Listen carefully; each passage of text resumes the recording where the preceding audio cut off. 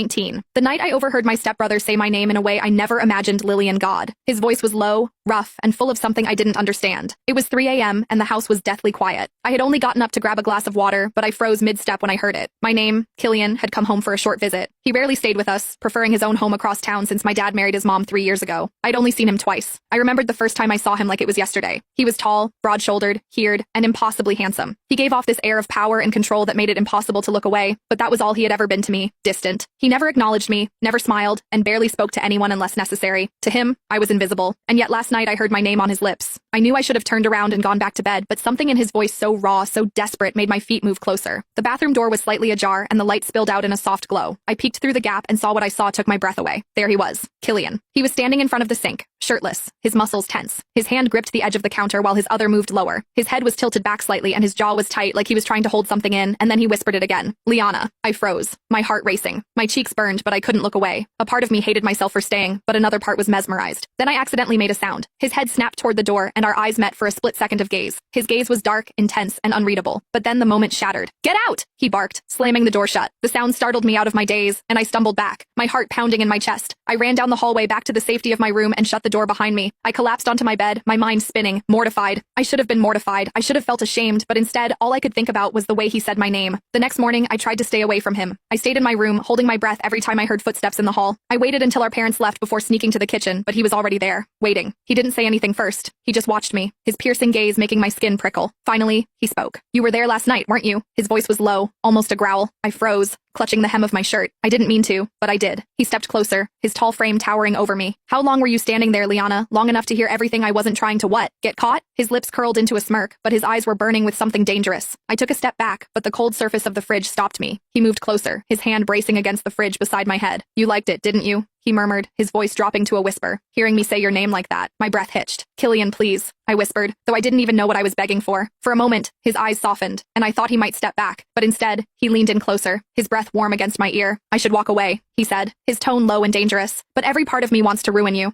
Then, just as he had cornered me, he stepped back. His gaze lingered on me for a moment, dark and unreadable. You better forget this ever happened, he said coldly, before turning and leaving the kitchen. I sank to the floor, my heart racing and my mind spinning. What had just happened? I couldn't get his voice out of my head, the way his words had made my skin burn. I hated myself for the way I reacted, for the way my body had betrayed me, but no matter how hard I tried, I couldn't stop thinking about him. The way he leaned in so close I could feel the heat of him. That night I lay in bed, restless, unable to sleep. Thoughts kept drifting back to the kitchen, to the way his hand had braced against the fridge beside my head. His shirt was unbuttoned, barely hanging on his shoulders. His pants sat low on his hips. His chest rose and fell as though he had just run a mile, but it wasn't exhaustion on his face. It was hunger. His stormy gray eyes locked onto mine, and for a moment, it felt like the entire world had stopped. Killian, I whispered. He didn't say anything. He just stepped into the room, closing the door behind him.